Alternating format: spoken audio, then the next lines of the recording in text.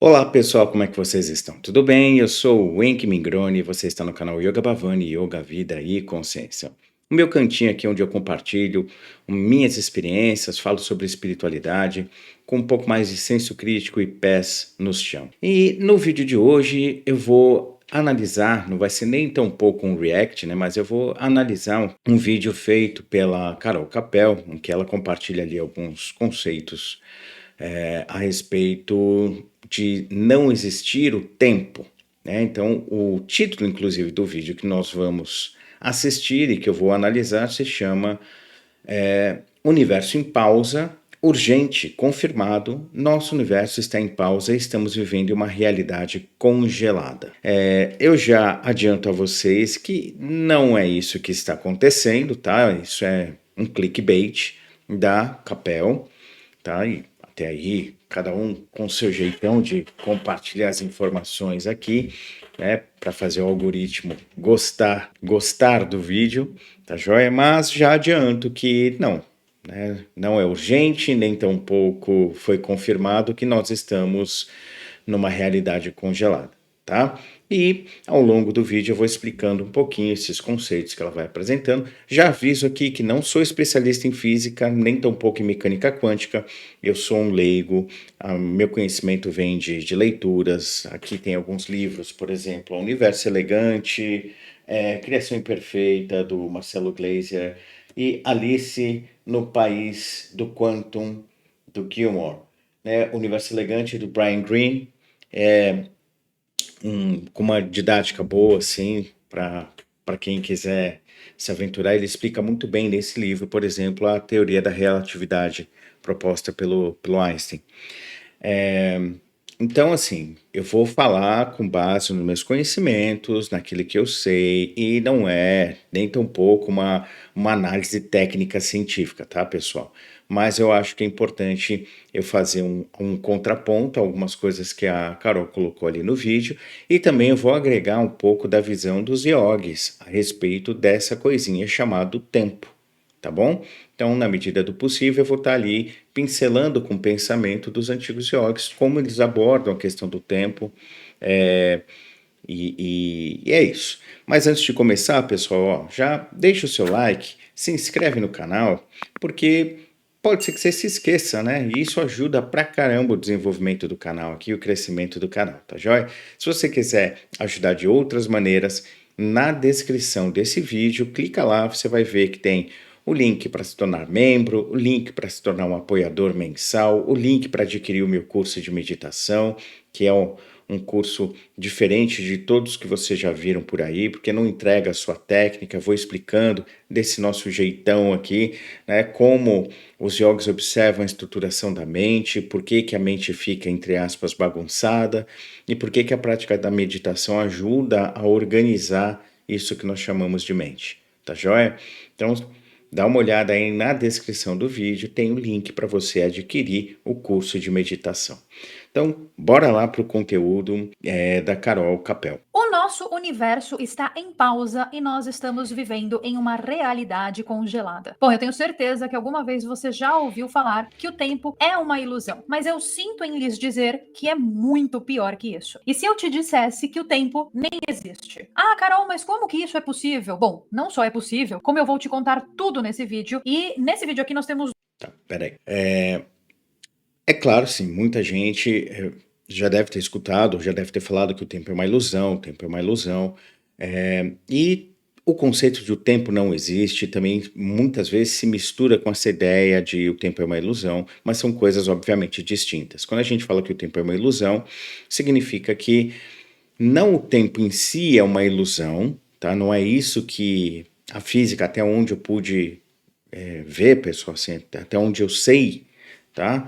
Lembra do meu anúncio no início do vídeo? Até onde eu sei, a mecânica quântica ou a física, de maneira geral, observa o tempo como algo concreto, como algo existente.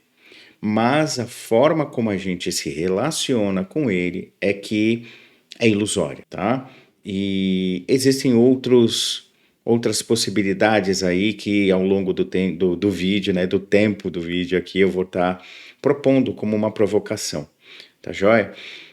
Agora, sim, a não existência do tempo, ela implica numa outra possibilidade de experimentação, tá? É possível, mas vamos ver como a Carol vai desenvolver essa afirmação de que o tempo não existe. Duas hipóteses muito bem estabelecidas. A primeira, você não vai entender nada. A segunda, se você entender o que eu tô falando, você vai perder um pouco do rumo que você tem na sua vida. Se é que você tem algum rumo. Então eu consideraria que nós temos três hipóteses. No vídeo de hoje nós vamos discutir física. E eu sei que esse parece ser um assunto extremamente chato. E mas ao mesmo tempo, quem se mantém na superficialidade usa o tempo que se tem nas mãos de maneira errada. Então, aqui é uma crítica à forma como ela está propondo, assim, a física é chata. Não, assim, ela poderia ter dito, olha, na minha opinião, para mim a física é chata, né? Para mim, aqueles que ficam na superficialidade, agora, o que é superficialidade do ponto de vista dela, o que é profundo do ponto de vista dela, jogar essas coisas de uma maneira muito generalista é meio preocupante, porque mostra um viés, né? Assim, eu sei que todo mundo tem um viés, né, na hora que a gente vai se expressar. Ok, mas a maneira como ela se expressa pode dar a entender que ela está com a verdade, digamos assim, né? Que ela está aplicando ali uma afirmação que é indiscutível. E não é. A gente precisa ponderar o que é superficial, o que não é superficial, o que ela está entendendo como profundo ou não, né? Então, fiquem atentos a esse tipo de estruturação no discurso, não só da Carol, no meu, mas de todas as outras pessoas, tudo bem?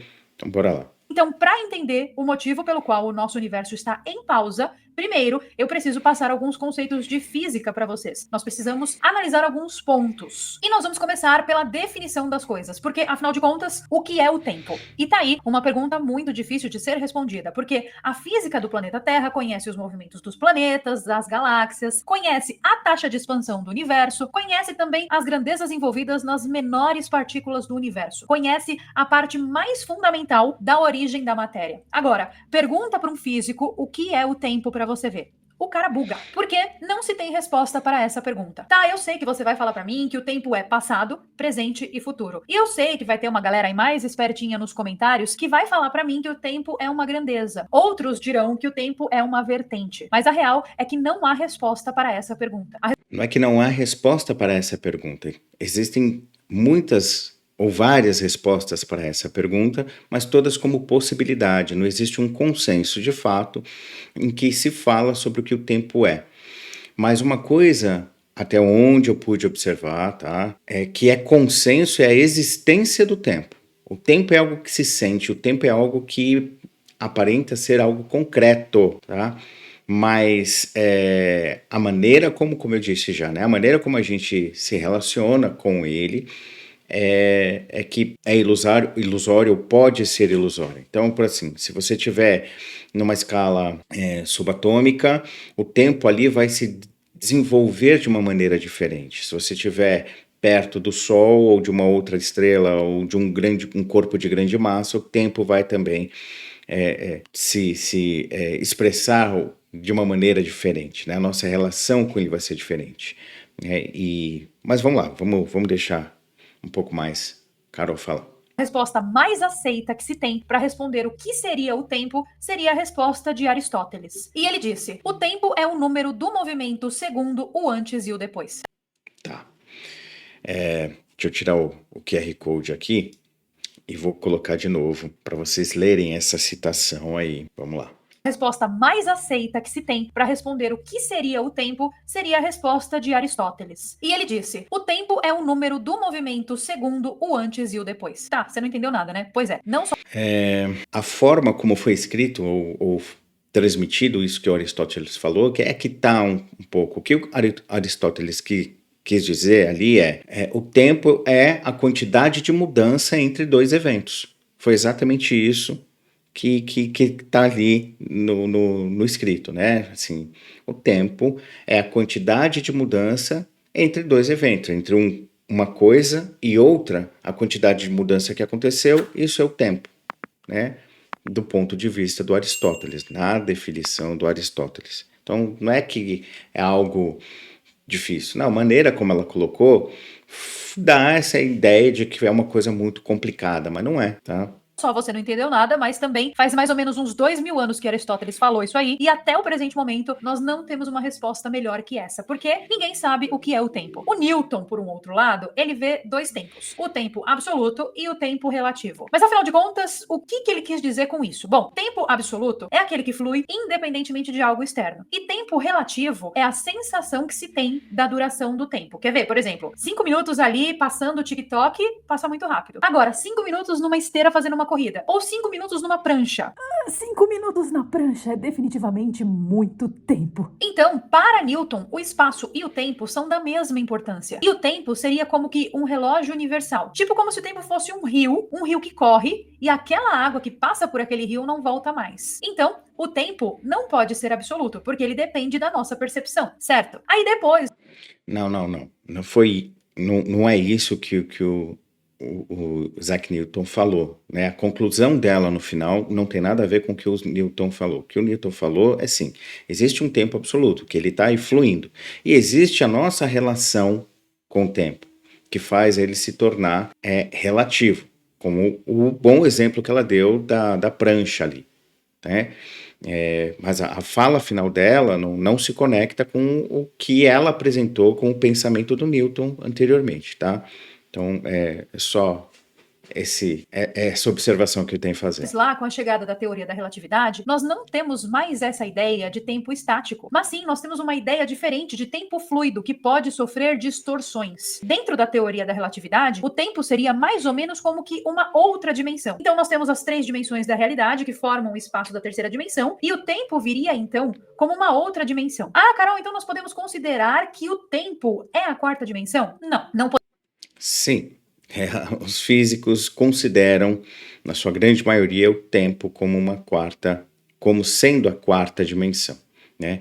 O espaço-tempo é algo que não, perante a nossa física, que não está dissociado, tá? Perante o consenso que se tem no momento, não está dissociado o espaço e o tempo, tá?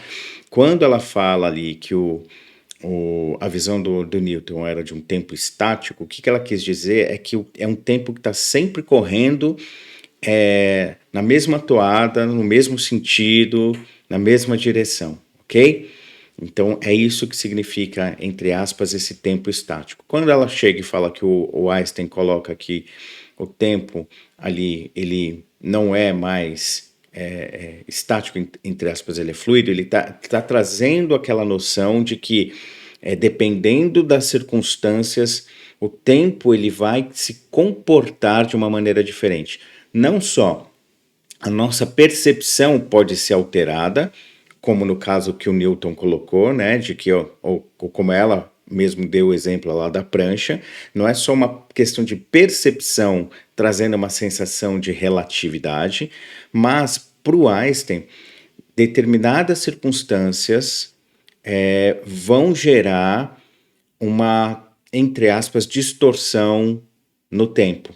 Tá? Então, se você está, como eu disse lá, perto de um campo, ou de um campo gravitacional muito forte, um corpo de muita massa, pode haver uma dilatação do tempo.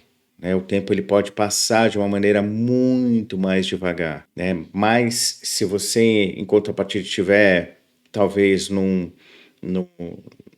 aspecto das subpartículas atômicas, o tempo lá, a natureza dele vai ser diferente, né? Ele vai ter uma outra estruturação, tudo bem? Então, o que o Einstein propôs é isso, né? Não necessariamente na questão das subpartículas, mas principalmente nessa questão do tempo, ele pode poder ser algo relacionado a essa questão aí dos corpos de grande massa e tal, né? Causando o que os físicos chamam também de dilatação temporal. Mas bora lá. Podemos considerar dessa forma. Ah, Carol, mas e o relógio? O relógio, ele não mede as horas e, por consequência, ele mede o tempo? E tipo, o presente, passado e futuro? Ele não serve pra gente como uma medida de tempo? Sinto em desapontá-los, mas o relógio, ele marca uma jornada ilusória de tempo. E nós que criamos essa jornada. Mas será que essa jornada reflete a realidade? Ou será que ela é um tipo de um aprisionamento mental? Porque Tá.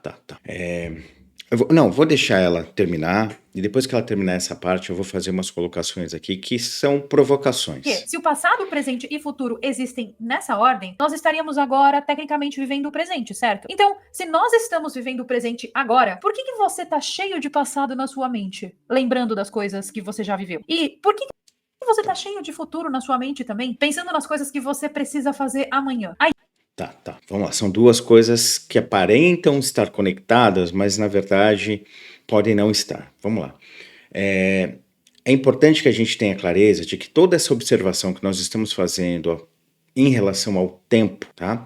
Tem como base o paradigma que nós estamos vivenciando agora, ou seja, tem que levar em conta o contexto que a gente está vivendo, a organização social, a organização estruturada da sociedade, as nossas relações de trabalho, tudo isso tem que ser levado em conta para a gente entender. Olha, nós observamos o tempo dessa forma por conta disso. A fundamentação é essa.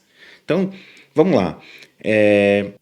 Se a gente levar a nossa percepção um pouco mais para trás, percepção não, né? Se a gente for observar a história, para ser mais correto aqui, o modo de produção lá no feudalismo, né, era basicamente norteado pelas dinâmicas da natureza, né? Plantações, colheitas, tudo isso tinha o ciclo natural.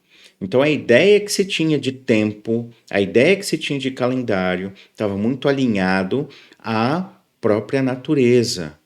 Tá? Nós não tínhamos uma pressa produtiva. Vocês entendem onde eu quero chegar? Não existia por parte da sociedade daquela época. É isso que eu estou falando só do contexto, desculpa, europeu. Tá? É uma visão eurocentrista, porque o mundo era muito maior do que a Europa. Tudo bem? Então, se a gente pegar outras comunidades, outras civilizações mais para trás no tempo, a relação que se tinha não era uma relação de produtividade como a gente tem hoje. Essa relação de produtividade estava atrelada aos ciclos naturais. Então, as populações estavam muito atreladas à ideia do tempo, ou à perspectiva do tempo, pelos ciclos naturais. Calendário solar, lunar, ou a junção dos dois, né?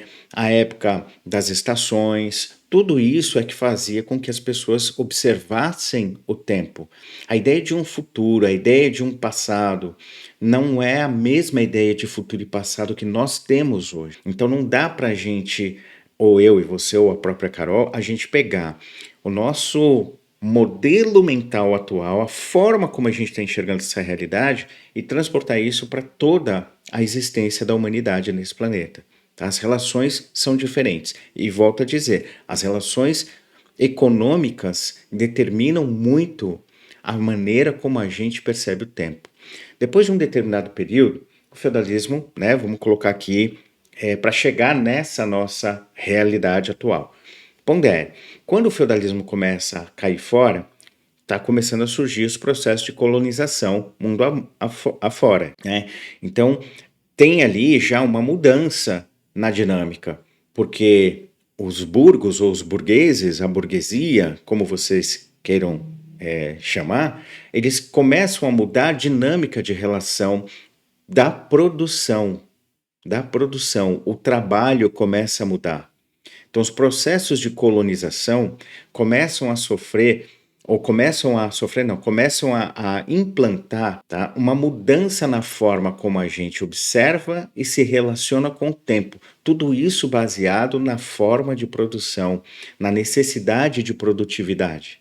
Na medida em que se estabelece o período, vamos colocar assim, de colonialismo, né? Um mercantilismo, que o feudalismo cai fora, as dinâmicas de relação com o tempo já mudam, né? A forma como as pessoas, de maneira geral, se relacionam com isso que nós chamamos de tempo, mudam, porque surgem outras necessidades essas que muitas vezes não era do grosso da população, mas sim da classe dominante.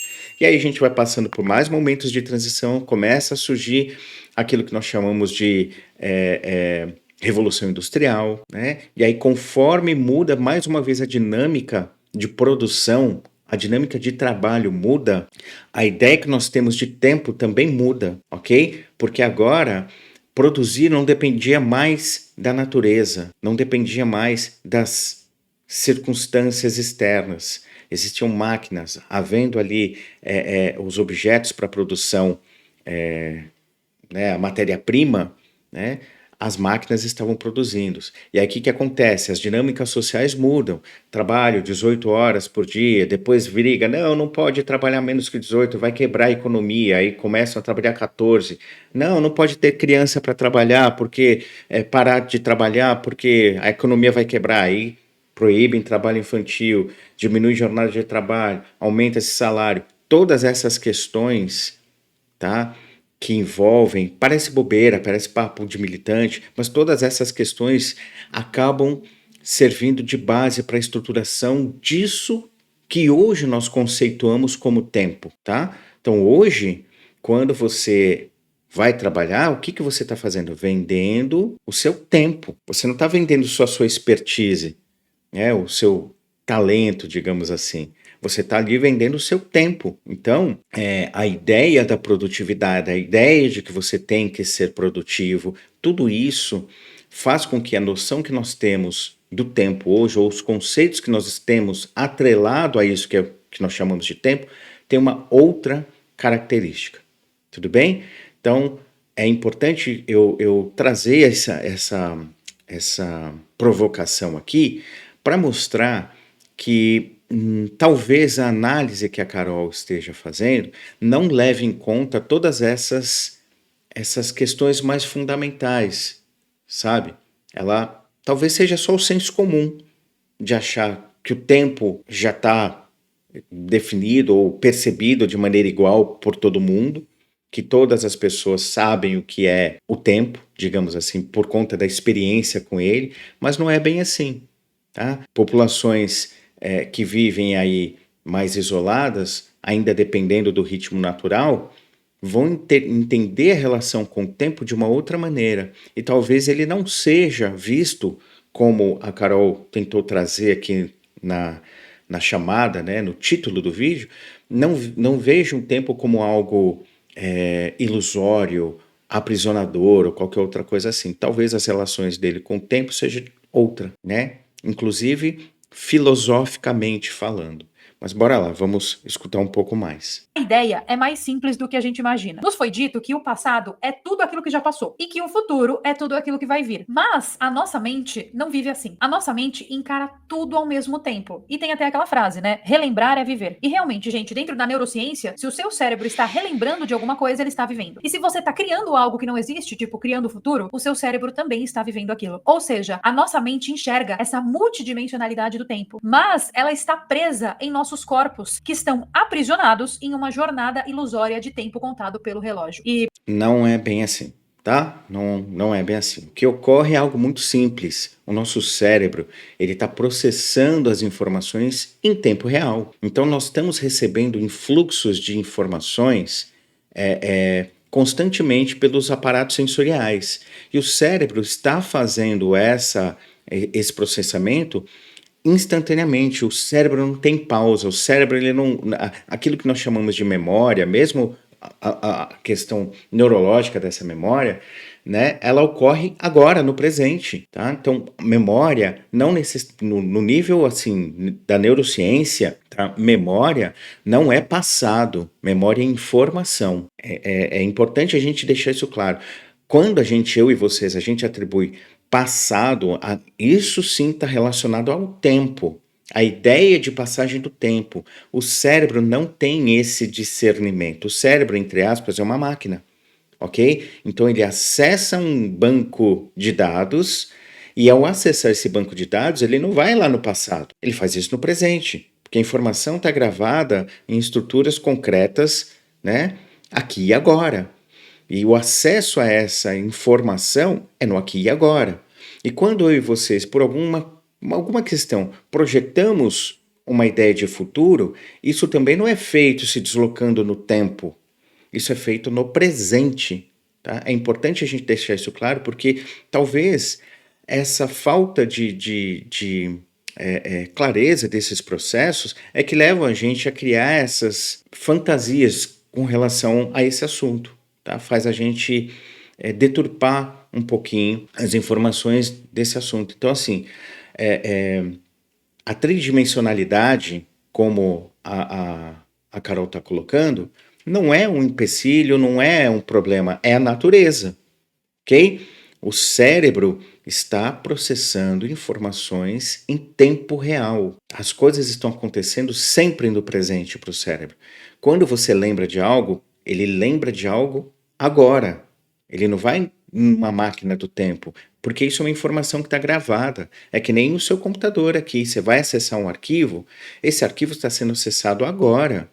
Por mais que você gravou há 2 anos passados. Não importa, você está acessando aquela informação agora, e aquela informação então se torna usável agora, tudo bem? Então o nosso cérebro vai funcionar da mesma maneira. E nós temos no cérebro, né, o sistema computacional, ele de alguma maneira ele foi feito tentando imitar o funcionamento cerebral. Então nós temos uma memória que é uma memória de curto prazo, uma memória, digamos assim, informacional, que faz com que a gente tenha essa sensação de conectividade, de continuidade de experiência, e nós temos as memórias de longo prazo.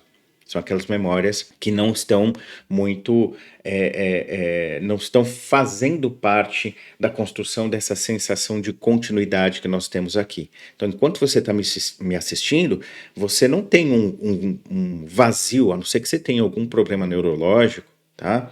Você não tem um vazio de percepção anterior. Você tem uma sensação de que antes aconteceu alguma coisa, de que agora está acontecendo, de que agora está acontecendo. Então, essa sensação, tá, faz parte dessas estruturações mais imediatas ou de tempo recente que o cérebro utiliza. Tá? Então, faz parte da estruturação desse aparato biológico que nós estamos funcionando. Não tem nada a ver com Matrix ou qualquer outra coisa da quinta dimensão, blá blá blá. Não se deixe levar por esse papinho, não. Tá joia? Então bora lá. E para piorar a situação, além da gente ser escravo do tempo, a gente também é escravo do determinismo. O determinismo é uma teoria científica que diz que tudo que acontece no universo estava predeterminado a acontecer. E que todas as coisas, então desde lá de trás, desde a formação do nosso universo até você aí sentado me assistindo, tudo isso estava determinado a acontecer e que nós não escolhemos nada na nossa vida. Nós fomos, sim, aprisionados em um sistema que dita como as coisas são em nossas vidas. E Não tem nada a ver com isso, tá, pessoal? E essa fala é muito mais ligada a essas teorias de conspiração, essa vertente espiritual mais governo oculto, porque existe uma Matrix, sabe? É uma vertente espiritual sem base concreta na realidade. O determinismo também, até onde eu pude estudar, tá? Ele simplesmente diz que as coisas, né, não é que elas são determinadas como um destino pré-estabelecido, como ela falou. Ah, você está assistindo esse vídeo porque desde a criação do universo você estava destinado a assistir. Não, não é isso. O determinismo fala que as coisas possuem uma relação causal, ou seja, um efeito vai gerar uma causa, né? Uma ação gera uma reação. Então, não existe uma escolha do ponto de vista dessa escola aí. A escolha seria uma ilusão, porque você está agora aqui, por exemplo, assistindo ou escutando esse vídeo, isso é resultado de uma experiência anterior, que não necessariamente foi uma escolha, tá? Uma escolha concreta, porque talvez antes de você fazer isso que você está chamando de escolha para assistir esse vídeo, você teve uma outra experiência que te levou a um, sei lá, questionamento, ou enfim. Então, esse determinismo mostra esse encadeamento de experiências, né, que vão levando as coisas para um caminho, entre aspas, já determinado. Né? Entre aspas, por quê? Porque aí eu vou começar a trazer as questões yogis aqui. Do ponto de vista dos antigos yogis, ou do que o yoga propõe enquanto filosofia, nós todos fazemos escolhas, tá? Agora, essas escolhas elas são ou não lúcidas ou lúcidas. As escolhas não lúcidas são aquelas que a gente faz com base nas nossas reatividades. E o que isso significa? Vamos supor que você, sei lá, gosta desse assunto, tá? Então surgiu aí no seu feed, na sua telinha, uma recomendação para você ver esse vídeo, tá? Você não faz uma escolha assim, totalmente consciente, você é induzido por um certo afeto, ou seja, você reage, você foi reativo e acaba fazendo, entre aspas, uma escolha. Tá? Existem outras escolhas num grau de reatividade muito maior, em que você nem percebe que você foi influenciado. Nesse caso, talvez você possa até perceber, mas em outros casos, não. Você simplesmente vai fazendo escolhas de uma maneira não tão lúcida, muito reativa, quase que instintiva, digamos assim, e isso vai direcionando as suas experiências. O propósito dos yogis é fazer com que a gente saia desse grau de instintivo animalizado ou de instinto para um grau onde a gente começa a ter essa percepção dos afetos atuando, para depois transcender isso e começar a realmente observar a realidade de forma concreta e atuar sobre ela de maneira concreta. Não é o propósito do vídeo falar sobre isso, mas tudo isso está, digamos assim, estruturado no que os yogis, ou hoje nós chamamos de Karma Yoga. Tá? Então, Karma Yoga não é fazer serviço devocional a alguém, não é fazer serviço altruísta ou, sei lá, ajudar o seu guru a construir o ashram dele, tá? Como tem muitas comunidades espiritualistas aí que chamam isso de Karma Yoga. Isso não tem nada a ver com Karma Yoga, tá? Na sua essência mais profunda, Karma Yoga tem a ver com a observação de como nós fazemos as ações, de como nós agimos, o que é que nos impele, como que está a estruturação disso que nós chamamos de mente, quais são os bloquinhos que constituem, né, os tijolinhos que vão constituir essa estruturação, né? Será que eu estou em looping? O que é esse looping? No aspecto mais profundo é o que nós chamaríamos de vritti, né? Que aí você vê lá o texto mais tradicional do Yoga Sutras do Patanjali, que define yoga como Yoga Chitta Vritti Nirodha, né? O estado de equilíbrio ou de estabilidade vai ser conquistado quando a gente eliminar ou acabar, restringir no primeiro momento os baixos padrões, os baixos loopings, os loopings mais grosseiros, e depois todos os padrões, todos os loopings, tá?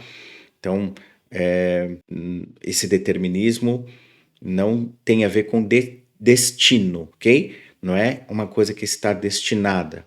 Tem mais a ver com esse processo aí que os antigos yogis estavam relatando. De que, olha, existem experiências que a gente vai construindo, que a gente não tem clareza de que ao longo dessas experiências nós fazemos pequenas escolhas, a gente cria pequenas determinações, tá? E essas determinações vão, digamos assim, direcionando as nossas percepções e construindo uma sensação de vida ou de realidade, tá joia? Mas, para deixar bem claro, não tem nada a ver com o que ela trouxe sobre o que é o determinismo aí. Não tem nada a ver com isso de que tudo já está determinado desde o início do universo e então nós estamos aprisionados no sistema. Isso aí não é o real, tá joia? Vou voltar um pouquinho aqui para a gente não perder o raciocínio do que ela estava falando. Na nossa vida. Nós fomos, sim, aprisionados em um sistema que dita como as coisas são em nossas vidas. E essas coisas são determinadas, como se fosse um filme no espaço-tempo. O próprio Einstein, coitado, quando ele percebeu isso que eu tô falando pra vocês, ele escreveu uma carta pro melhor amigo dele falando: para nós, da física, nós sabemos que não há separação entre passado, presente e futuro, e que tudo é uma ilusão. O Einstein dizer que os físicos perceberam que não existe distinção entre passado, presente e futuro, não tem nada a ver com ele dizer que o determinismo é uma prisão e blá blá blá, como ela dá a entender na continuidade da fala dela, tá? Se a fala dela não está de verdade tentando trazer uma conexão com o que o Einstein falou, então, assim, essa fala do Einstein perde sentido. Tudo bem? Mas eu vou voltar mais uma vez para a gente escutar essa suposta fala do Einstein aí. Mas vamos lá. Física, nós sabemos que não há separação entre passado, presente e futuro, e que tudo é uma ilusão. Ele estava inconformado, coitado. E para piorar a nossa situação, nós temos a mecânica quântica que não segue as leis de Newton. Para a mecânica quântica, tudo é energia. Nós somos energia. E tudo vibra a uma determinada frequência para formar aquilo que nós somos. Ou seja, de acordo com a mecânica quântica, nós somos energia. E eu De acordo com a mecânica quântica, essa é uma possibilidade. Talvez a mais provável, tá? Mas assim, não existe ainda na mecânica quântica algo que diga o que é a estrutura fundamental, por exemplo, em termos de partículas.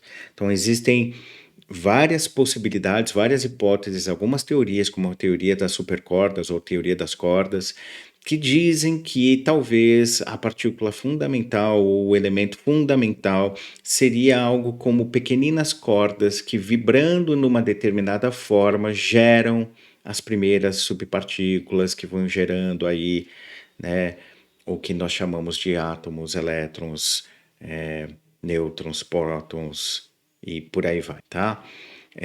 Então são teorias. Algumas são hipóteses, nem teorias chegaram a se transformar. Tá? Algumas são só hipóteses, mas tem algumas teorias. Tudo bem? Então, assim, o fato de nós sermos energia, fundamentalmente, não diz muita coisa, ok?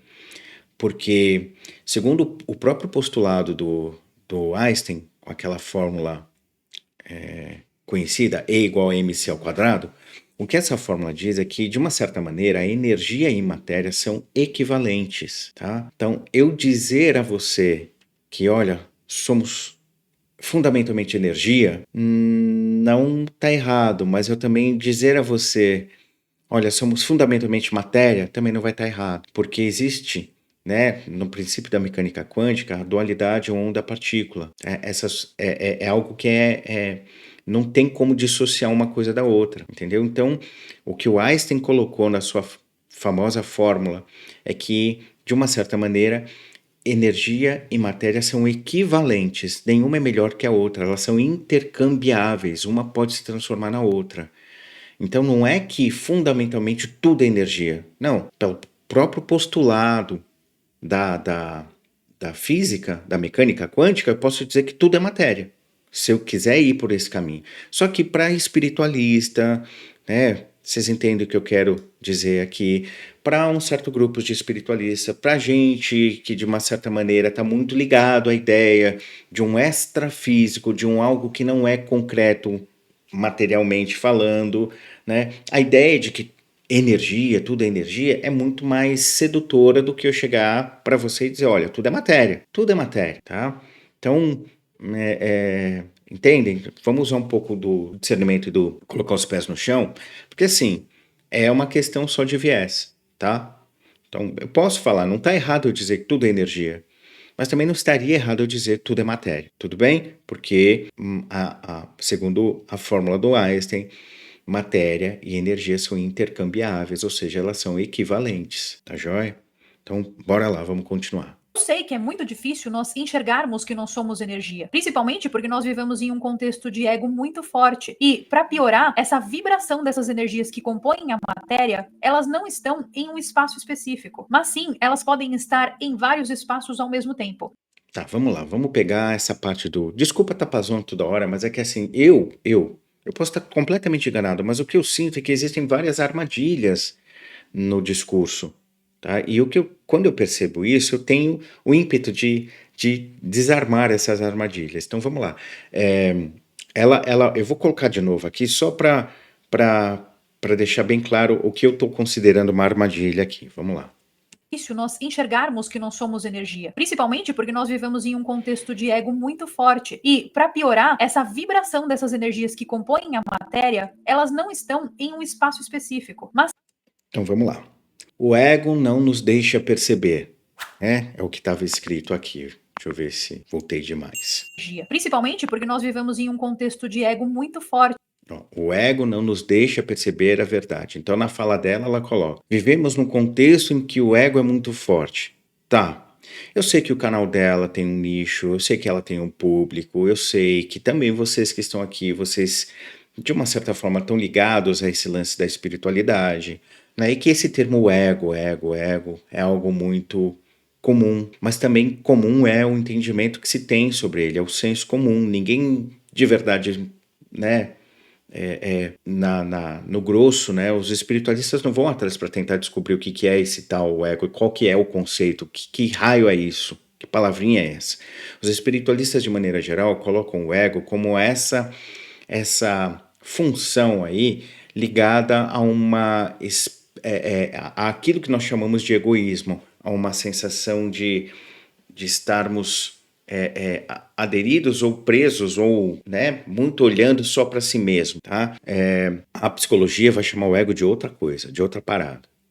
Na tradição do yoga, não tem esse termo. Na tradição do yoga, o termo que se dá e que foi, digamos assim, foi transformado em ego aqui pelos ocidentais, o termo é ahankar. Ahankar, esse termo em sânscrito, significa sensação de eu. A sensação de um eu, tá? Não envolve só essa sensação de autoproteção, mas envolve aquilo que nós entendemos, vou falando de uma forma mais simplista aqui, aquilo que nós entendemos e experimentamos como personalidade, como e ligação ou identidade com essa personalidade, e aquilo que nós sentimos de identidade com o próprio corpo. Então, esse ahankar seria essa sensação de individualidade. Então, a sensação de individualidade é o que muitas vezes os espiritualistas aqui têm chamado de ego. Tá? E essa sensação da individualidade, ela não é algo ruim, ok? Ela é necessária perante o grau de maturidade que eu e vocês que nós possuímos. Dentro das nossas relações, tá? Humanas, pode ser que aquilo que nos diferencia dos animais seja exatamente essa sensação de autopercepção, essa sensação de se sentir como um indivíduo. Porque quando eu passo a não me perceber mais como um indivíduo, e aí eu não estou falando nem de um processo de evolução, entre aspas, evolução espiritual, eu estou falando no processo da natureza. Né? Uma manada de elefantes. Existem ali algumas percepções de senso de individualidade, mas que não é a mesma coisa que a gente.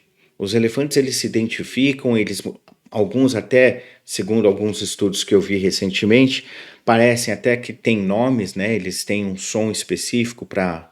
a mesma coisa com alguns golfinhos. Então percebam que os mamíferos de grande porte, alguns conseguem ter uma certa noção de individualidade, mas não é ainda a mesma individualidade que existe na experiência humana, tá? A gente vai ver que a maioria dos animais não tem essa sensação de um eu.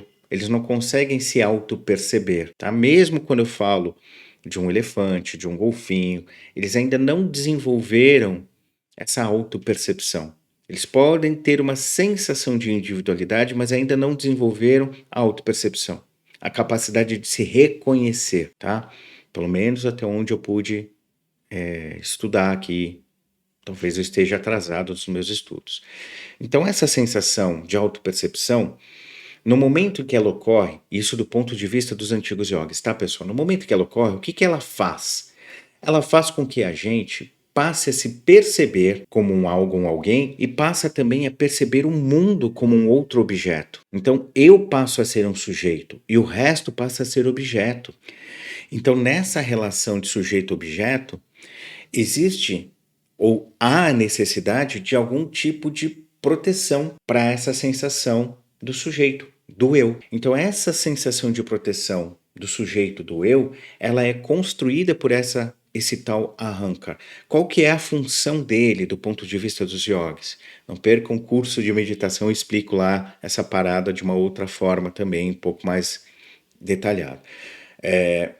A função desse arrancar, dessa individualidade, é exatamente nos trazer a sensação de identidade. Você só está conseguindo, do ponto de vista dos yogis, tá, pessoal? Você só está conseguindo entender que você está assistindo ou escutando o que eu estou falando porque tem essa sensação chamada arrancar, ou como os espiritualistas estão chamando, tem o ego. Não confunda esse ego espiritualista com o ego da psicanálise aí, ok? Então, para os yogis, essa sensação de individualidade, ela se apropria das experiências. Então, se não fosse ela, você não saberia que está me escutando, que está me vendo. Se não fosse ela, você não saberia que você está sentado numa poltrona, ou no banco do ônibus, ou em algum outro lugar, se você estiver sentado. Você não vai saber que você está comendo enquanto você me escuta. Você entende? Quem traz essa sensação de identidade, que se apodera da experiência, é esse ahankar, essa sensação de um eu, que os espiritualistas têm chamado de ego.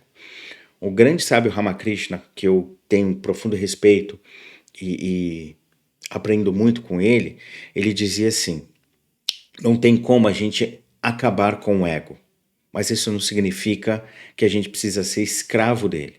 O que ele queria dizer? Não tem como a gente quebrar esse processo de identificação, mas as identificações não necessariamente podem ser ou devem ser, né, o meu Senhor, a minha guia, né? Ele falava assim. Então, há a possibilidade da gente construir uma independência ou de se perceber como algo que transcende essa individualidade, tá? E aí, sem viagens na maionese, nada disso, é uma experiência em que a gente começa a perceber na relação que a gente tem com o mundo que está fora o mesmo princípio de equivalência. Né? Se ali a gente falou, eu falei há pouco, né, que matéria e energia são equivalentes, o que os yogis antigos propõem é que não existe diferença entre cada um de nós, entre tudo que existe. Então, a percepção de que a minha individualidade não é superior ou inferior à individualidade de alguém vai gerando uma transformação na relação com esse princípio de individualidade. A gente começa a sair da sensação de um eu para a construção de uma experiência de um nós. Agora, a sensação de um coletivo não é mais não lúcida, ou embrutecida, ou animalesca, tá? Agora, essa sensação de um eu coletivo, ela já é mais empática, ela é lúcida. Então, gradualmente, dentro desses processos que a gente aqui vai chamando de evolução, os yogis chamam simplesmente de realização ou de despertar, se você quiser. Para os yogis, essa ideia de evolução não existe, ok? Isso não existe. O que existe é o tal despertar ou a realização.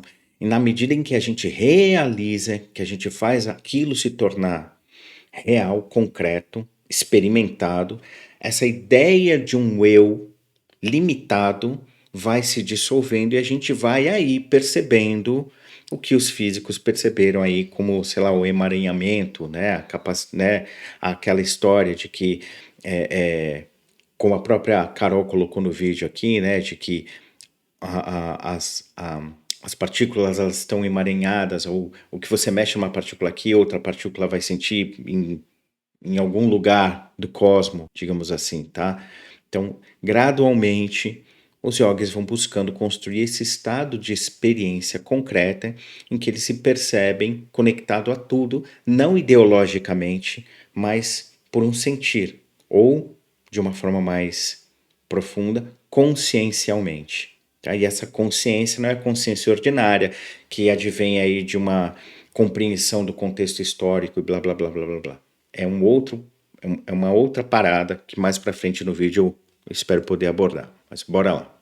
E, para piorar, essa vibração dessas energias que compõem a matéria, elas não estão em um espaço específico, mas sim, elas podem estar em vários espaços ao mesmo tempo. E isso se chama entrelaçamento quântico. Traduzindo para o português, seria como se nós estivéssemos em todos os lugares e ao mesmo tempo. Tipo aquele Que é o que eu falei, que é o que os yogis almejam, mas não de uma maneira biruleibe ou gratilover, né? É de uma maneira natural, sem sair da realidade, mas experimentando a realidade pela realidade e não mais pelas fantasias ou elucubrações.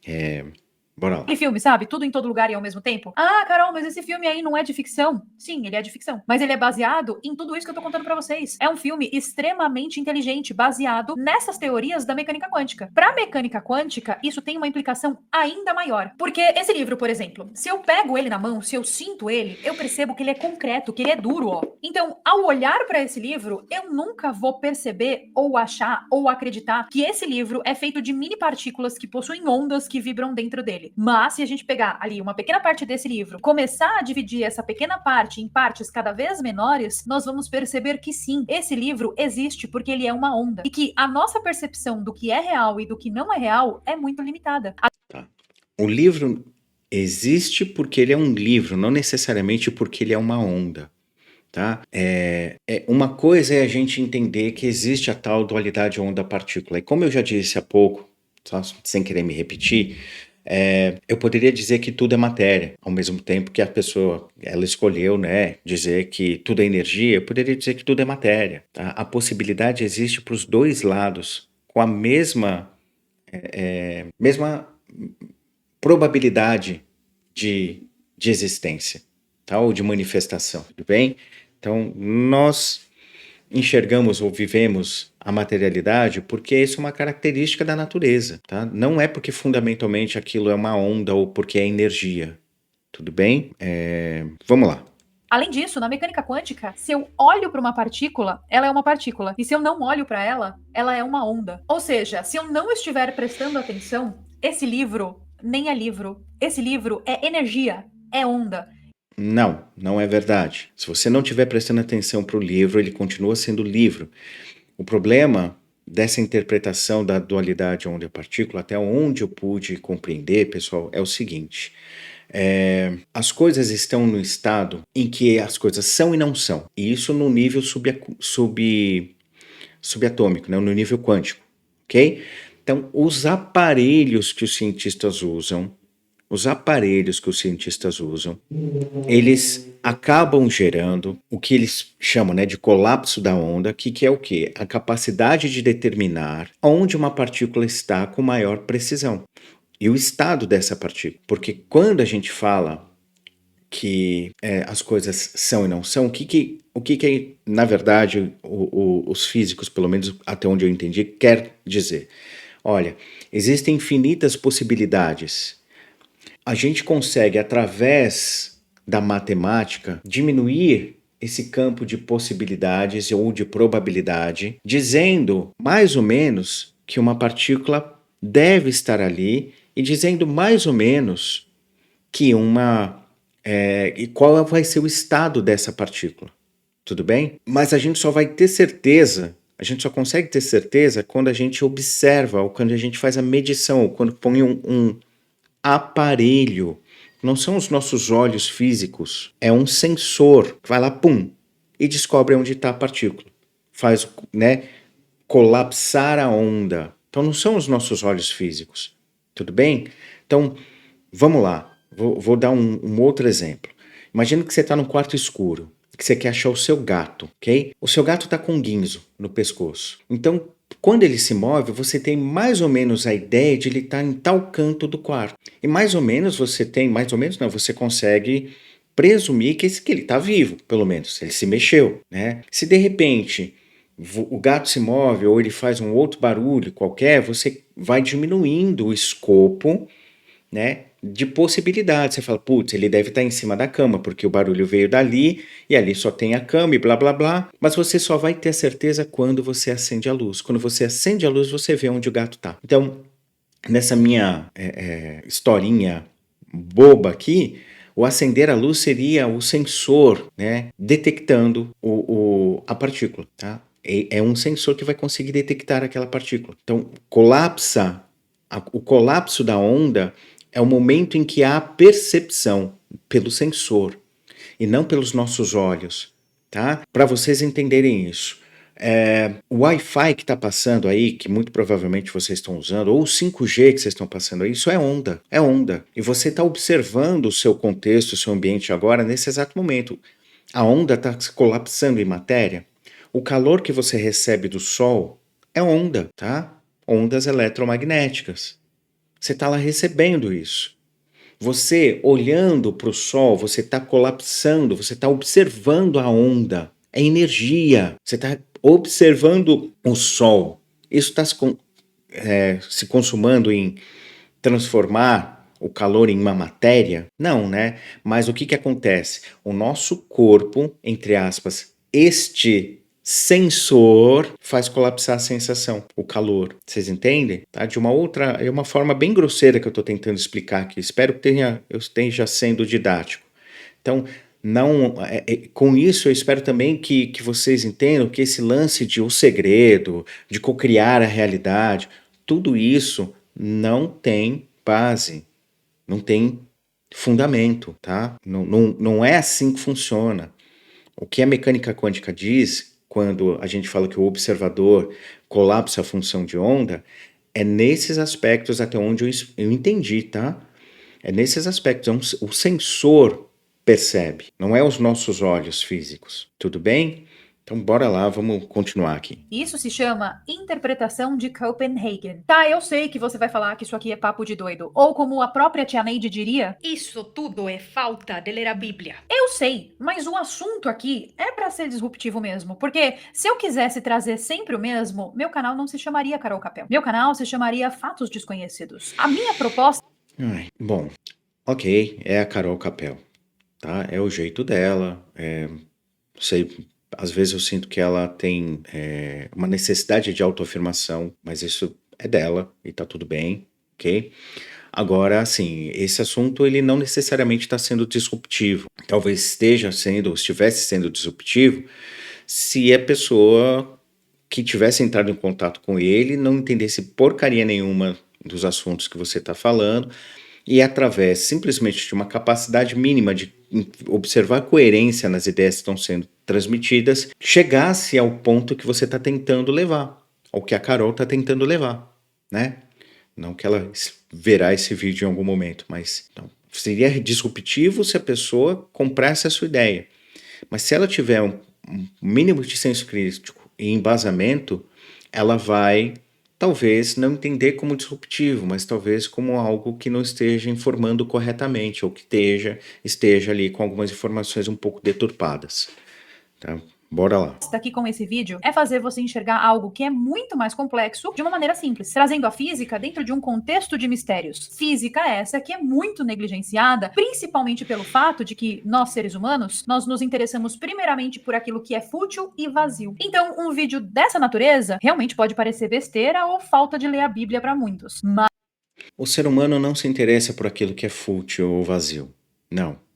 O ser humano se interessa de maneira natural por tudo aquilo que te traz ou que lhe traz uma sensação de entendimento de si mesmo, de harmonia com o contexto. O que as pessoas querem, essencialmente, é se sentirem harmônicas. No entanto, as circunstâncias que a gente está vivenciando, aí eu volto àquilo lá do início, né? Observa a estruturação social, observa a sua estruturação política, econômica, e aí nós vamos entender como a nossa percepção de mundo está estabelecida. A gente precisa observar o modo de produção que a gente está inserido, que é o modo de produção capitalista. Esse modo de produção, pelo viés neoliberal, né, faz com que a gente mais e mais e mais e mais viva naquela bolha que ela falou do ego, blá blá blá, né? A gente fica nessa sensação de eu, porque é dito que é dessa forma que a gente vai crescer, né? Enquanto os outros dormem, você tem que estar acordado, você tem que pensar como milionário. Você ainda não tem Bitcoin? Você precisa comprar Bitcoin ou precisa ter uma carteira de investimentos. Para que você vai terminar os seus estudos? Você tem que ser um empreendedor. Vocês entendem a quantidade de lero-lero que é levada para a cabeça das pessoas. Então, as pessoas, elas não estão buscando só o que é vazio ou superficial. As pessoas estão sendo treinadas, direcionadas a isso, tá? Por questões de sobrevivência, nesse caso atual, né, do sistema que a gente está instalado, é isso. tá? Mas tira as pessoas, se a gente mudasse o modo de produção, ó, nem isso, tá? Não precisa nem mudar, no meu modo de, pessoalmente, eu acho que precisava mudar mesmo o modo de produção, o capitalismo tinha que acabar. Mas como eu sei que isso é pouco provável, pelo menos a curto prazo, se diminuísse a escala de trabalho, se a gente abandonasse a escala 6x1, só isso já faria as pessoas naturalmente procurar coisas que a preenchessem, como é o pressuposto da Carol. A pessoa não tem tempo. A pessoa não tem tempo para buscar algo que é mais. A pessoa quer o raso mesmo, porque o raso é que vai dar o quê? A válvula de escape, tá? Dentro dos nossos privilégios, a gente pode dizer que as pessoas são preguiçosas, mas né, você que está me escutando, que está passando por isso, você sabe, às vezes não tem tempo de nada. Você quer assistir uma série mesmo, você quer rir de alguma coisa, né? Você quer ir tomar uma cerveja mesmo, porque essa é a circunstância que a gente tem no momento para experimentar um pouquinho daquilo que a gente ilusoriamente aí sim vem chamando de vida. Mas sabe, já que não dá para abandonar o modo de produção capitalista, pelo menos a curto prazo, tá? Se mudar a escala de trabalho pela proposta que está sendo aí tramitada no Congresso, 4x3, tá? Se mudar, você vai ver como o país, de maneira geral, ia melhorar. Porque as pessoas iam ter tempo para buscar se preencher, né? Partindo aqui da premissa que a Carol colocou, de que as pessoas são vazias, tá? Então, bora lá. Mas, nesse caso aqui, eu não tô focada na massa. Eu tô sim mirando naquele 1% que tem a capacidade e o discernimento para entender o que está sendo dito aqui dentro. E é para esse 1% a minha contribuição aqui hoje. Eu tô aqui nesse vídeo hoje não pra massa. Eu tô aqui nesse vídeo hoje para esse 1%. Pessoal, isso é doutrinação, é bobagem pura. Ignore. Então, seguindo aqui, de acordo com a interpretação de Copenhagen, ou Copenhagen, se assim você quiser falar, e com o experimento do gato de Schrödinger, a realidade depende do observador. Ou seja, o ser humano tem uma influência decisiva na realidade que depende do humano. Eu já expliquei anteriormente, né, que essa premissa que ela colocou aqui, que né, a realidade depende do observador, tá errada essa premissa, tá? Assim, do ponto de vista da física, não é isso que os físicos estavam dizendo. Agora, se a gente for levar em aspectos filosóficos e tal, se eu for trazer as questões, as contribuições dos yogis aqui, aí a gente pode dizer, ok, né? Você controla a sua realidade. Aí é uma coisa que eu falo até nos meus outros vídeos, eu falo, olha, no entanto, a gente precisa usar a realidade para fazer a leitura da realidade. Não dá para usar achismos, dá para usar abstrações, um monte de fantasias para fazer a leitura da realidade. É isso que eu estou falando, né? Usar abstrações, um monte de fantasias, de usar memória, essa ideia da memória, né? Não como um registro de um dado, mas como uma ressignificação ou ainda só uma significação de algo. Isso é visto pelos yogis, principalmente pelos adeptos da tradição Vedanta, né, como proposta ali pelo Shankaracharya no século 8 depois de Cristo, 6 a 8 depois de Cristo. O Shankara ele falava que as coisas estão num estado mais ou menos de superimposição, né? Assim, estão sobrepostas. A gente enxerga aquilo que não é o real sobre o real. Então, uma maneira de vocês entenderem isso que o Shankara falou, você está olhando para o seu celular, para o seu computador, para a sua TV agora. Você projeta sobre esse objeto um valor, você dá uma forma a esse objeto, um valor que ele não possui.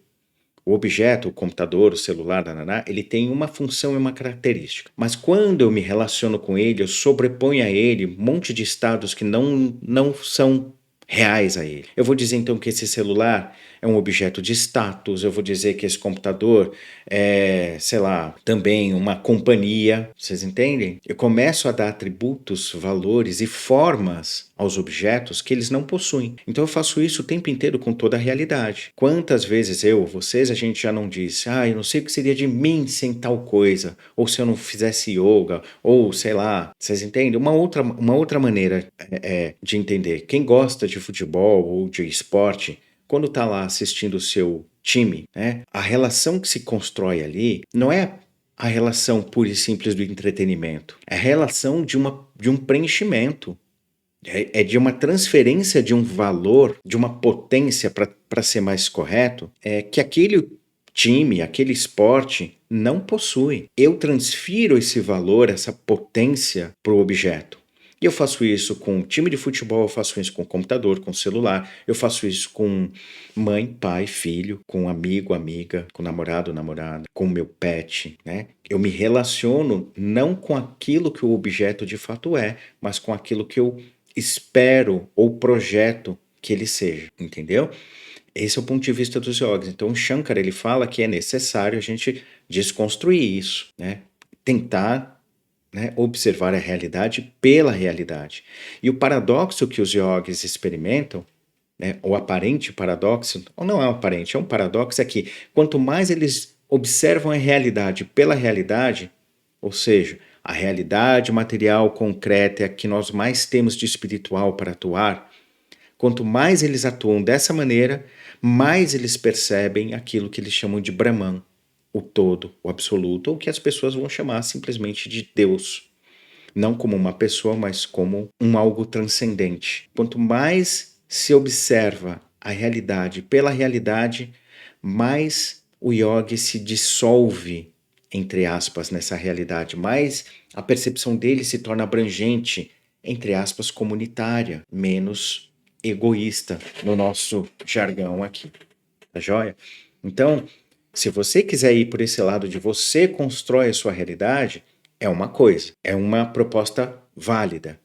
Agora, você colocar como está aqui na tela, você controla a sua realidade porque você é o observador, porque a sua vontade vai determinar a mudança, isso é balela, é viagem mística na maionese espiritual. Traduzindo para o português, você controla a sua realidade. Você controla o que existe ao seu redor. E para entender melhor esse conceito, a gente tem que falar do gato de novo. Eu já falei uma ou duas ou sei lá 3 vezes sobre ele, mas eu vou falar de novo porque o gato é muito importante. Imagine que você coloque dentro de uma caixa um gato. Dentro dessa caixa também existe um frasco de veneno que pode se quebrar a qualquer momento e existe um dispositivo que depende de um átomo. Dispositivo esse que pode decidir se ele quebra o veneno ou não. Na física quântica, até que a gente olhe para o átomo, ele está em uma espécie de um estado mágico, ou seja, ele pode estar fazendo as duas coisas ao mesmo tempo. Então, quando a caixa está fechada, o gato pode estar ao mesmo tempo morto e ao mesmo tempo vivo. E eu só vou saber o verdadeiro estado do gato se eu abrir a caixa e constatar se ele está vivo ou se ele está morto. E o que isso quer dizer? Quer dizer que a realidade não tem um estado definido até que a gente defina o estado. E lá em 1957, teve um físico chamado Hugh. Não é que a realidade não tem um estado definido. A realidade tem um estado mais provável, tá? A realidade tem um estado mais provável. E, de novo, a percepção da realidade, como a gente está falando aqui, nesse caso do experimento do gato de Schrödinger, é a medição, tá? Não é o meu olho. Pensem com carinho nisso que eu vou falar. Pensem com carinho.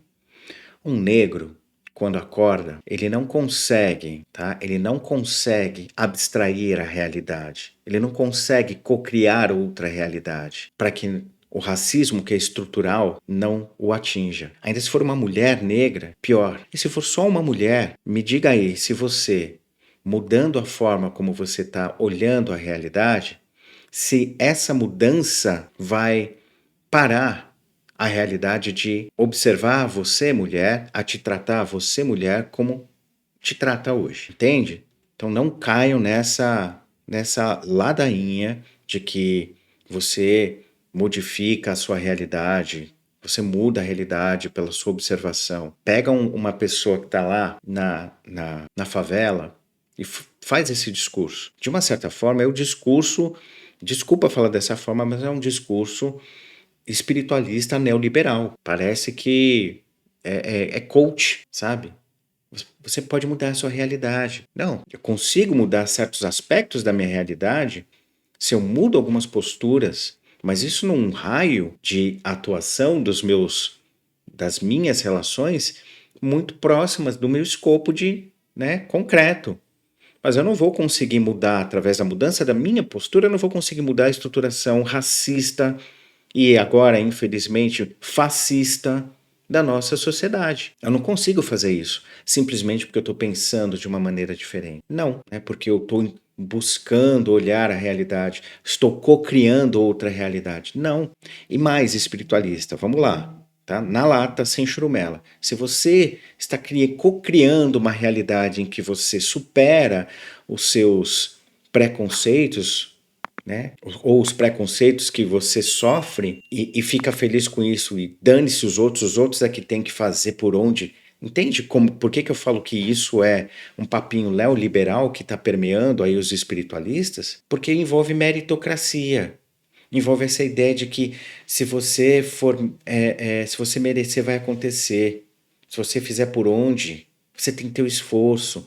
E a gente sabe que dentro das estruturas que nós estamos vivenciando hoje, não é questão de esforço, não é questão de mérito, é estrutura. Ah, nem que a Matrix, estamos na temos que não cai nessa balela de Matrix também, tá? Para não falar um palavrão aqui de mandar essa Matrix para esse tipo de coisa, tá? Só começou, eu volto a dizer, só começou a ser falado depois do filme. Até então, um monte de espiritualista, até 1999, se eu não me engano, um monte de espiritualista não falava de Matrix, não via essa questão de que é uma realidade. Bastou o conceito estar disponível, né? Todo mundo, todo espiritualista, maneira de dizer, no meu exagero aqui, não, porque temos que sair da Matrix, que não sei o que lá e blá blá blá. Para, tá? Esse negócio de Matrix não existe. Tá? Os conceitos em que muitas vezes se usam para afirmar a ideia de Matrix vêm lá da Índia, por exemplo, a ideia de Maya ou ilusão, estão completamente errados na boca dos espiritualistas daqui. Maya não tem nada a ver com ilusão. Tá? Eu já dei uma olhada nos vídeos que tem aqui no canal. Se eu me lembrar, eu coloco um card aqui falando sobre isso para você que está assistindo agora, clicar aí no card e entender de uma vez por todas o que é Maya do ponto de vista dos yogis, tá joia? Mas bora lá, vamos ver o que a Carol vai trazer aqui. Eu já sei que esse cara, esse Hugh Everett, ele fala da teoria dos múltiplos mundos, né? Mas vamos ver o que a Carol vai falar. Everest, que não estava satisfeito com essa história lá do experimento do gato. Ele disse que nós, ao abrirmos a caixa, nós passaríamos a fazer parte do sistema quântico e que, dessa maneira, então, nós integraríamos a nossa existência, de alguma forma, àquela onda quântica. Ou seja, o que ele propõe aqui é que não há colapso da função de onda. E é exatamente agora que o cérebro de vocês frita. Por quê? Porque ele propõe que ao abrirmos a caixa, uma nova realidade se abre. Existem agora, então, duas possibilidades acontecendo simultaneamente. Existe uma com o gato vivo e outra com o gato morto. As duas existem. Ai, Carol, como assim? As duas existem aonde se eu só tô vendo uma realidade? Pois é, as duas existem. Uma você tá vendo e a outra existe no multiverso. Existe em algum outro lugar, em algum outro universo paralelo, em uma linha de tempo diferente. E tá. Então, beleza. Vamos lá, vocês escutarem, em uma linha de tempo diferente. Ela começa dizendo que o tempo não existe, que o universo está em pausa.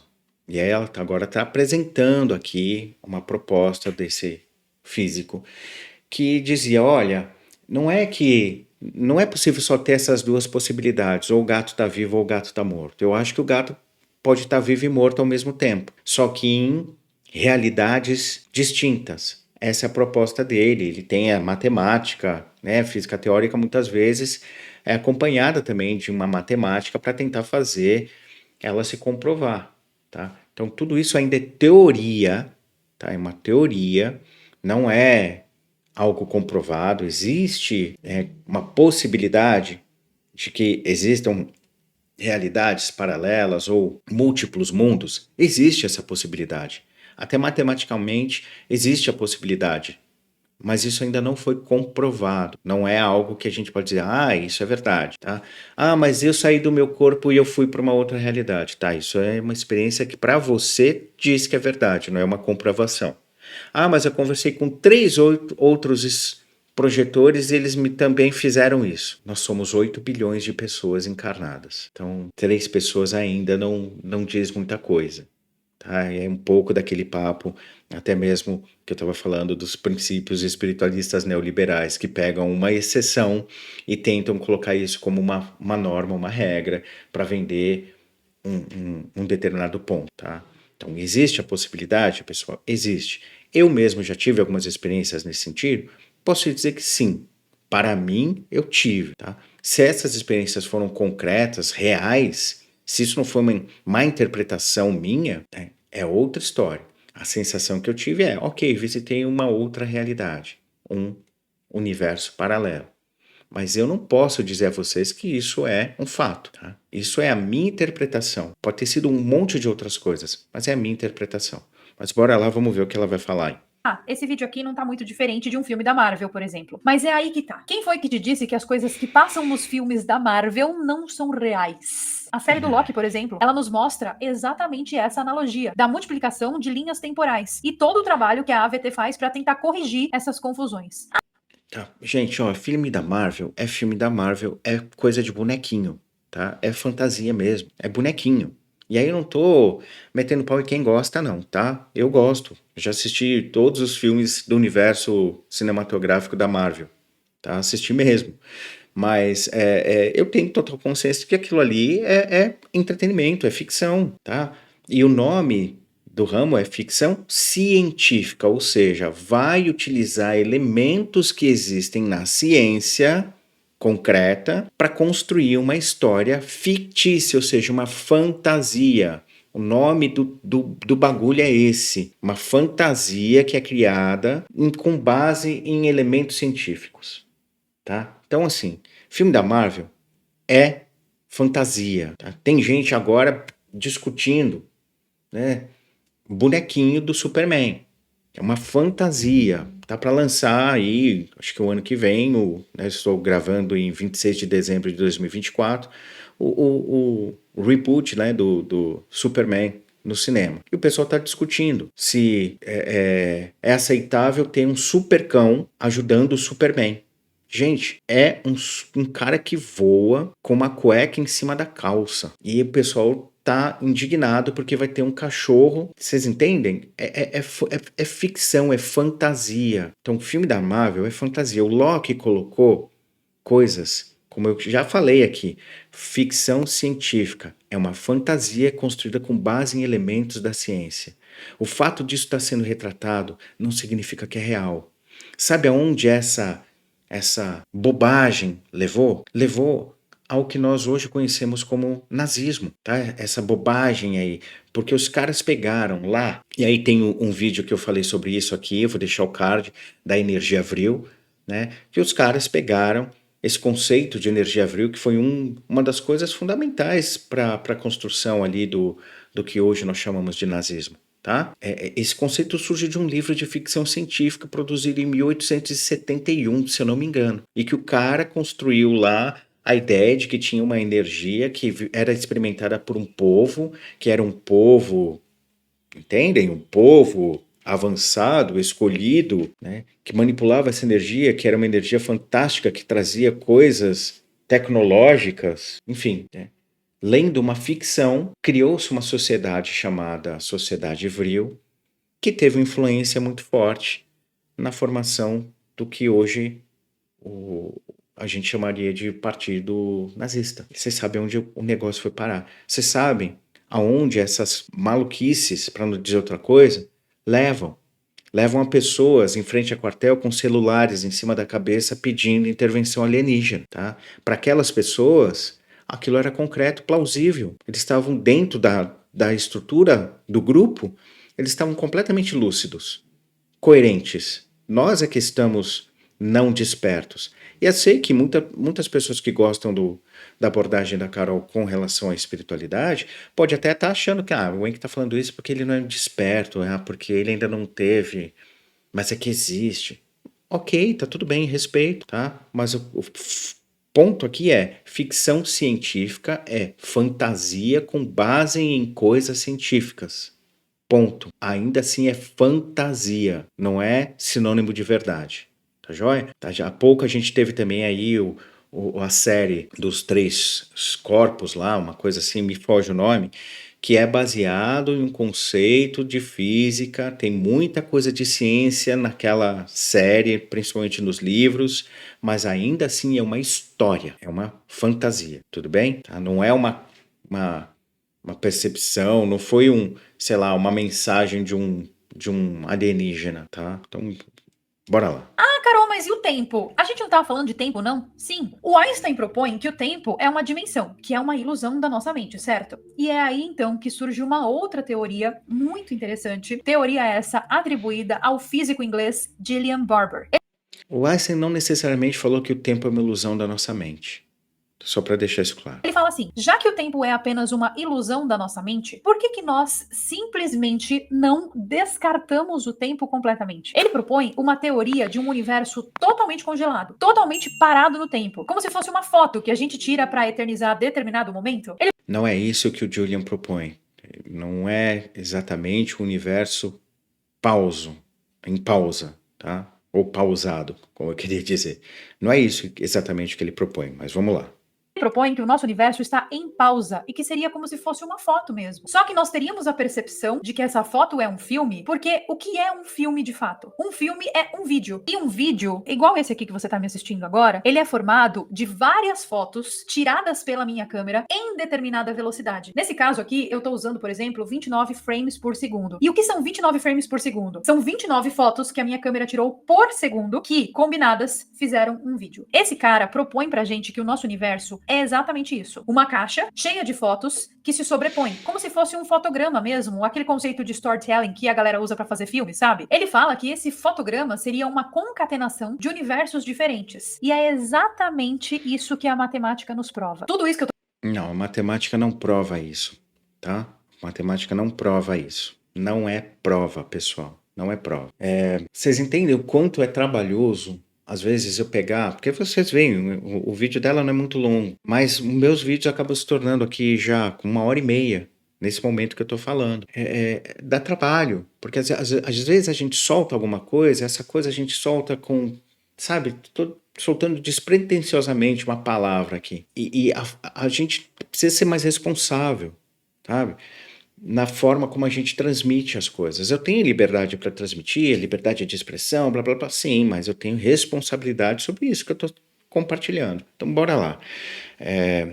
Para além dessa minha indignação aqui, o que o Julian fala é que, na verdade, o conceito de tempo ele pode ser transcendido, tá? Em que sentido? Ele diz que o que nós experimentamos é um conjunto de agora. Não vou usar o termo em inglês porque só para fazer modinha, mas o termo traduzido para português é agora, tá? E aí não coloca como o poder do agora, nada disso. Ele diz que, por exemplo, você que está me escutando agora, neste momento, está vivendo uma experiência por si só completa. Ela tem um começo, um meio e um fim. É um universo por si só. Não é que é um universo paralelo, entendeu? Ela é um universo por si só. Isso que nós estamos tendo aqui, tá? Nesse exato momento, está despertando em vocês compreensões, emoções, um monte de articulações que, para vocês, vão encerrar um momento completo, ou seja, um universo como um todo, tá? Gera impactos, gera uma sensação de assertividade. E isso não tem a ver com passado, presente e futuro. Tem a ver com a experiência que você está tendo comigo aqui agora. Então, a proposta do Julian, muito mais do que uma proposta, talvez, matemática ou da física teórica, tem aspectos mais relevantes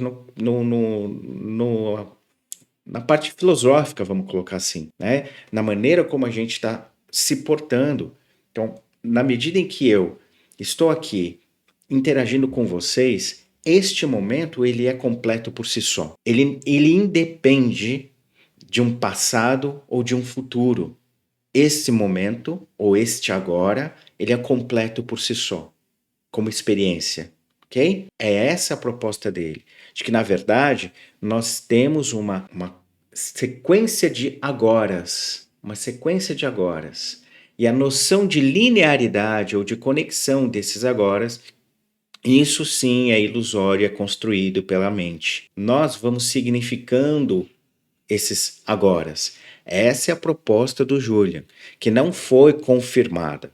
Provavelmente ela vai trazer alguma equação, não sei, vamos ver qual é a equação que ela vai trazer aí. eu tô falando pra vocês não é achômetro, não é bobeira. Isso é física. Nesse caso, a equação matemática que eu tô falando pra vocês é a equação de Wheeler-DeWitt. E no final das contas, no fim do dia, as interpretações Tá, deixa eu ver, pegar aqui, fazer uma pesquisa rápida aqui, deixa eu ver, voltar aqui só para pegar o nome. Eu tô falando para vocês é a equação de Wheeler-Dewitt. E no final das contas, no fim do dia, Então, pessoal, vamos lá. Essa equação, eu queria pegar o nome do cara direitinho, mas eu não tô achando aqui.